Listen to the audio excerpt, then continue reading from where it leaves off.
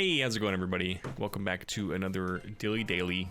We're doing Maple again today, and I'm not gonna do the recording beforehand and then like talk over it. I'm gonna do it live because that's what I felt like today. I did record one Maple daily, and then I'm just sitting on it. I'm thinking just to talk through my own logic. After going through like a week of it, on the weekends, I'm gonna try and record more, and so I can just like kind of upload things during the week instead of kind of gambling on the fact that I'll get time. Gambling on the fact that I'll get time to do it during the week. Because like if I go to, I think I mentioned before, if I go to the gym, or if I, when I'm done work, and I get home and I settle in, I may not be able to, and actually I'm doing it kind of tonight.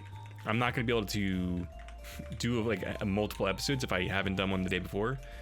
And it'll be really late if I finish video editing it, and some days I just won't want to do that. So I'm just gonna try and do maybe a couple episodes over the weekend to record them, and then maybe schedule them to be uploaded during the week, because I actually already did that once, and I don't think anybody noticed. I don't think it really affected anything. But yeah, so today it's live and I'm alive. I think I'm not gonna, there's no like lesson or anything we're gonna talk about today. I do want to talk about what I did yesterday and today, because boy was it interesting. So yesterday I went to my first gay bar. A buddy of mine invited a bunch of us, like he's a coworker of mine and a buddy. He invited some coworkers to go out with, to this particular bar, and I had never been to one, and he invited a bunch of us and our significant others, and whoever wanted to go, could go. And originally I wasn't like, I had a couple other things I was already doing yesterday, so I originally wasn't going to go, but my other coworkers were all going, and I was like, I could probably fit it in, because really I didn't have anything to do at night, like when I was done the rest of my stuff I had during the day. So I was like, all right, why not? I've never been to a gay bar. I want to be there for my friend it was like for his birthday, so I'm not much of like a bar club person at all, so I was like, I'm down to experience it. And it wasn't that bad. Like, well, let me take a step back. I went there. Oh my god, I forgot. I almost forgot. I went to the train station. Like, we took the train into the city near us to go to the bar, and I met two of my friends at the train station. And I wasn't the first one there. When I got there, my one friend was already there, and I walk in the train station, and she's standing like in the middle, kind of like looking towards the door I walked in, but she wasn't looking at me. And I walked past this woman who's like on a bench, like there's a bench when I walked in, and I could tell immediately something was off, something was going on, because my friend looked very concerned. So I walked over to her, and I already had my ticket and everything, so I was ready to go. We were still waiting for our other friend to come, and so this woman who was on the bench was like very frantic, very like in like a just very like alarmed, like kind of yelling over towards us. And then my friend was like, so you want me to call you an ambulance? So they had clearly been talking for a few minutes or something. There was some kind of interaction going on that I walked into, and I was like, I didn't say anything, but I was like, internally I'm like, what is happening here? Immediately I took stock of the woman and what was going on. She didn't seem like in any immediate like physical harm or any kind of danger. She kind of was like, spouting a little bit of nonsense, and to be very, completely charitable to her. I've been saying that a lot, actually, charitable, but to be charitable to her, but also just like, this is what was I perceive as going on. She seemed very clearly either in some state of psychosis, or like manic, or she was on some kind of drugs. Very obviously something was going on, and in that realm. So I kind of stepped in and I was like, what's going on? Are you sure? Do you need us to call you an ambulance or what's going on? And she's like, yes, please call me an ambulance. I want an ambulance. Did you not, like, getting mad at my friend for like not having called the ambulance at this point. So I was like, okay, well, I said to them, I'm like, okay, what is going on? Like, what do you want us to tell them? Because they're not going to just come if we say we need an ambulance for, you know, because I'm trying to push back on her to, you know, really make it seem like this might be something we do. So she kind of understands the weight of that decision. And then she's like, just tell them I fell or something. And I'm like, I mean, you don't really seem like you're in any kind of, I'm not quoting exactly what I said. And I wasn't like being mean or anything. I was trying to give her a little bit of pushback to understand what was going on. And then she was like, okay, I'll just call them myself. So I said, okay, they have emergency phones in the subway. I pointed out the 2 phones. I was like, you're more than welcome to call, or maybe somebody could just help you over the phone. She ended up walking over to the phone and she's like, the phones never work in the train stations, like, you know, excuses. And she's like, I just wanted a ride. I just want to get a ride out of here. And I was like, I definitely am not calling you an ambulance now. If you just want to call an ambulance to get a ride, that's a waste of everybody's time involved, and it's a really bad thing. So I was like, you were all, that's all you. And that kind of ended the interaction. But I mean, I feel really bad if she was like homeless or something. I'm not gonna really think about it. But yeah, something was up with her, and that was the beginning of the night. First encounter. Well, anyway, we met up with my other friend. He walked in. We all kind of just left the woman to be. And we took the train in. The train was fine. We get to the city. Also, I will say it's freezing. It was like maybe one of the coldest nights of the year so far, if not the coldest. Very windy too. So a hell of a night to pick to go to the city, to go to a club. So we get to the club. We get inside, and it's really not. It's honestly what I was told beforehand. The club is like pretty chill, pretty cool. It's like 2 floors or 3 floors, I was told. The first floor is like the bar, or it's like just a bar. They have a DJ, and he's just he's playing music in the corner, and it's very loud. I mean, maybe I'm just old, maybe I'm just not like much of a club person, but the music was very loud everywhere we went. But yeah, we basically just chilled. I wasn't trying to. I will say, going into this night and going to the bar, I drove to the train station, took the train in. I did not want to drink much. I was gonna have like a drink when we first got there, because we were gonna be there for maybe a couple hours, and I was just gonna kind of stop there, because I'm not really also much of a drinker. It's I just don't like it. I don't enjoy it. Pardon me. So I got my first drink. The one thing my friend told me, he said at gay bars, the one rule. But then it broke into like 3 rules after he said the one rule. But the one rule you need to know is they do not pour light, is what he said. If you order a drink, if you order a mixed drink, they pour very heavy.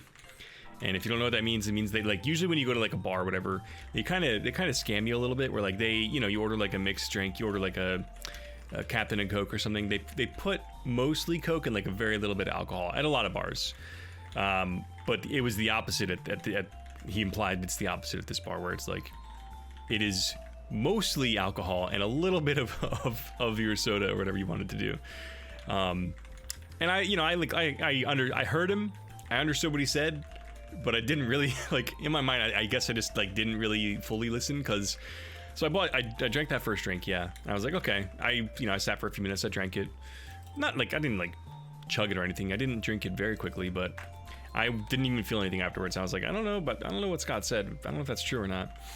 And then me and my other friend, we were like, we both got drinks. I was like, all right, I'm gonna get one more drink. And he also got another drink. So we got our second drinks. We walked upstairs to, like, at 10 o'clock, they opened up the upstairs, like the other dance floors. So we all go upstairs. Let me change maps here, actually. Okay, maybe not. Maybe I'm not gonna change maps. Let me out, please. Here we go. So we all go upstairs at 10 o'clock. Another small detail I wanted to bring up.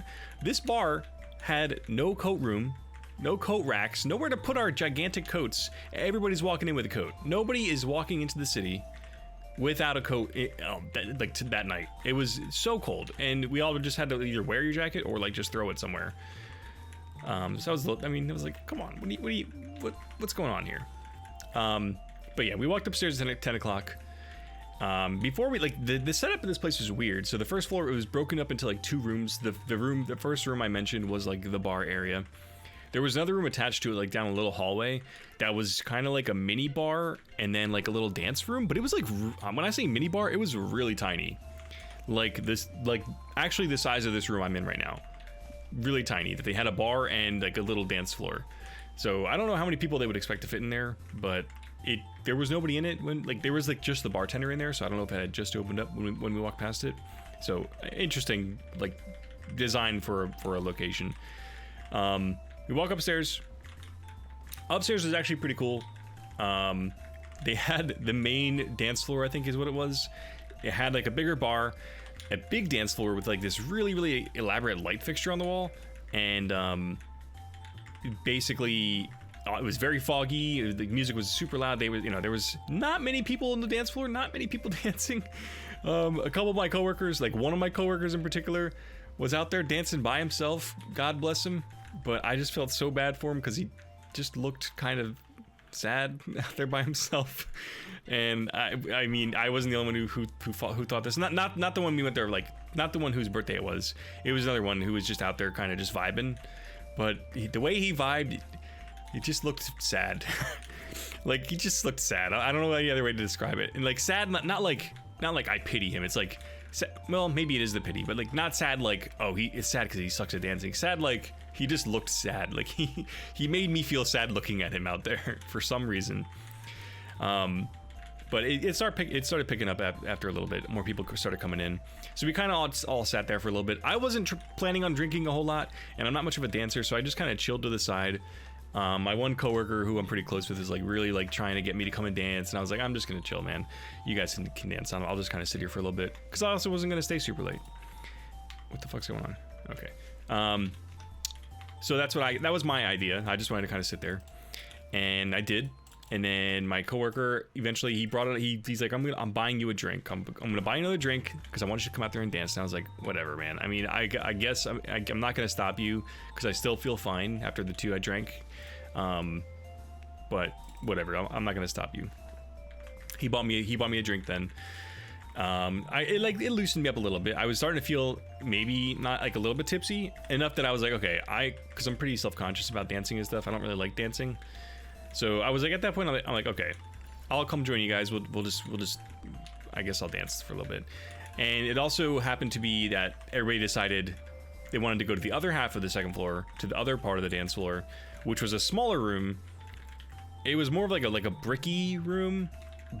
Again, another small bar, similar size to the room downstairs, actually. Just a very small room.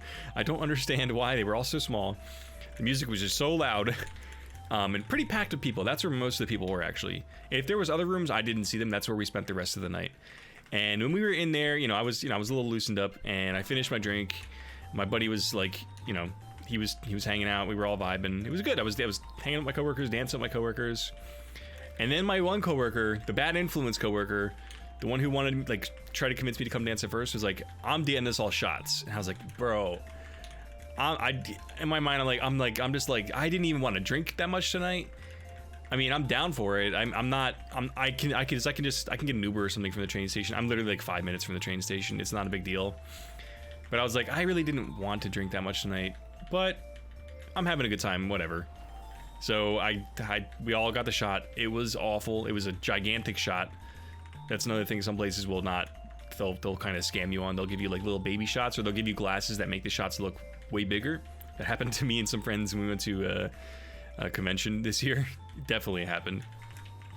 But it was a gigantic shot. Disgusting. I hate shots. And I was definitely like feeling it a little bit at that point. And then, sometime later, all this happened within like 2 hours. This all happened very quickly, mind you. So my coworker was just trying to speed run getting drunk. Like he would wait a minute, see that I wasn't drunk, and then immediately start acting on it. So it's his fault. It's his fault this happened. I got to kind of speed up the story here because we're almost done the dailies. But so after that shot, and after having I think 2 drinks at that point, 2 full mixed drinks, a shot.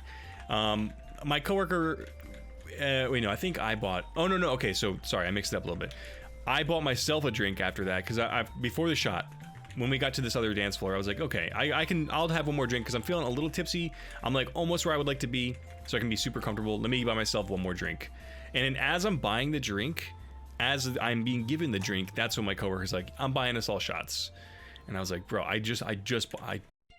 I'm having a drink being given to me right this second, and you want to have it on like a shot right now? I can't even believe it. Like, I mean, he's also like, I'm not old. I'm not that old. I'm like 30, and he's like early 20s. So I guess they're just, you know, they're just different. You're different when you get older. So he's got that youth in him. But I'm like, bro, you're going way too hard. He was also, he came to the bar. He pre-gamed. He came drunk. He was already drunk. So he probably blacked out, in all honesty. But yeah, anyway. So I drank the shot, I had my drink, I drank it all pretty quickly, because I think we were getting ready to leave like at some point. So I was like, I need to be done with this stuff soon. And honestly, you would think my experience of going to a gay bar would be like, there would be some kind of, you know, maybe a more interesting story. No, it was mostly just about how heavy the drinks were, and the dance floors were pretty empty until they weren't. But yeah, so I was feeling really good. Like, I was pretty drunk by the time we were getting ready to leave. Like, I was pretty drunk because it all hit me kind of quickly, because I guess I had you know, 2 mixed drinks and a shot within a pretty small amount of time. So it hit me like a truck. Like, everything just kind of hit me at once, and I was like, oh, I'm fucked up. I'm very fucked up. And I felt bad because my coworkers that I took the train with, I was like, guys, I'm sorry, but I'm pretty messed up suddenly. But it was fun. It was good. We had good fun, just talking, walking back to the train, taking the train back. When I got home though, and my one coworker actually, she offered to take me home from the train station. She didn't have anything to drink, so which was nice of her, saved me, you know, having to get an Uber and all that. But when I got home, it was getting a little worse. Like, it just kept getting worse. And when I got home, because I had told my fiance I wasn't really planning on drinking much, and she didn't expect me to be drinking much, and it's not like it's a problem, but I came in and immediately I'm like, I drank way too much. I'm fucked up. And at first I was like, I feel okay. Like, I was talking to her, I was, you know, recounting the evening, just talking for a little bit. It was at that point probably like midnight when I got in. And then when I told her, you know, I'd let her get to bed, and I was like, I'm gonna go lay down, or not lay down, I'm gonna go sit on my computer for a little bit to try and just like sober up. It was bad. I felt near sick. I was like, I had a stint of time when I was drinking during the pandemic. When basically anytime I drank, I would throw up. I would throw up from either drinking too much, or I would eat weird and I would throw up. And it was like a bunch of times in a short amount of time. Kind of gave me a really bad taste in my mouth for drinking. But I was close to that point. I know what it feels like for me to be at that point. And I was like, I was telling Kelly, I'm like, I'm in the throw up zone, is what I said, because I knew I was very close to throwing up. And I know you're supposed to, like, you know, you drink water to help, you know, sober up, but I was already so full of liquids, it would just made me feel worse. I tried drinking some water and it just made it worse. So I just had to sit there and try and sober up, but it was bad. So I was sitting at my computer and it was not helping. It was not good. And when I was like, I'm not getting more sober. I'm just like sitting at my computer. I'm miserable. I feel awful. I'm gonna go lay in bed. I go lay in bed and I have the spins. I'm like I close my eyes and I have the spins. So I can't even like try and lay down and like sleep. So yeah, it was just really miserable. And all of this going into a night where I did not want to drink really to begin with. And I got home and I was fucked up, really fucked up. But yeah, I went and got my car this morning, and then I went and played Yu-Gi-Oh! For all of today pretty much, because a new set came out. But I got my deck was terrible, and I got shit on for 4 hours, but it's okay, I'm still learning. And that's that's it. That's pretty much today's Dilly-Daily. Let's check it. I keep forgetting to do hyper time. That's okay though. I think we're good. Oh, we're not good. I'll do this off screen. I'm gonna end it here because we're like at 20 minutes already. Thank you guys so much for watching. I'll see you tomorrow.